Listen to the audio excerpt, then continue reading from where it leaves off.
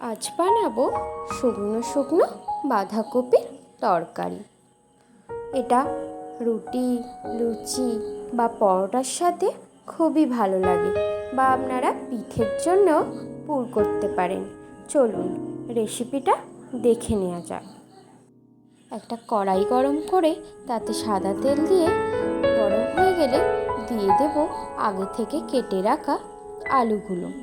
আমি এখানে আলুগুলো ছোট্ট ছোট্ট করে কেটে নিয়েছি। এগুলো আমি একটু লাল লাল করে ভেজে নেব।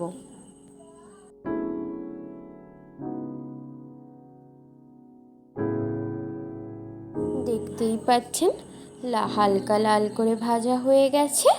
এবার আমি এর মধ্যে দিয়ে দেব আগে থেকে ভাপিয়ে রাখা বাঁধাকপিটা। এটা দিয়ে আমি সামান্য ভেজে নেব। এখানে মশলার জন্য নিয়েছি জিরে আদা বাটা, লঙ্কার গুঁড়ো, হলুদ গুঁড়ো আর লবণ।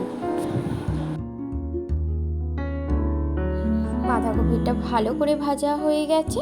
এবার এর মধ্যে আমি দিয়ে দেব ওই মশলার মিশ্রণটি, দিয়ে এটার সঙ্গে আমি ভালো করে মিশিয়ে নেব।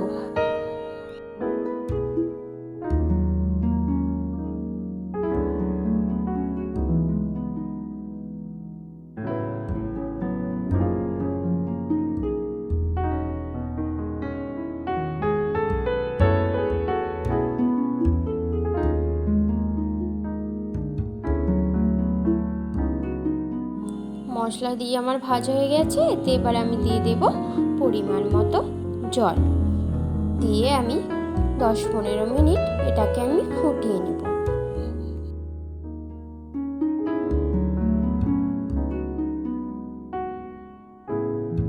এটা ফুটে গেছে, একটু টাইট টাইট করে নেব। দেখতেই পাচ্ছেন এটা এইরকম হয়েছে। কয়েক মিনিট পর তরকারিটা একটু টাইট মতো হয়ে গেছে। এবার এই জলটা যে আছে আমি আরেকটু মেরে নেব, নিয়ে এটা আমি নাবিয়ে নিয়েছি। নিয়ে এর মধ্যে দিয়ে দেবো আগে থেকে ভেজে রাখা জিরে গুঁড়ো।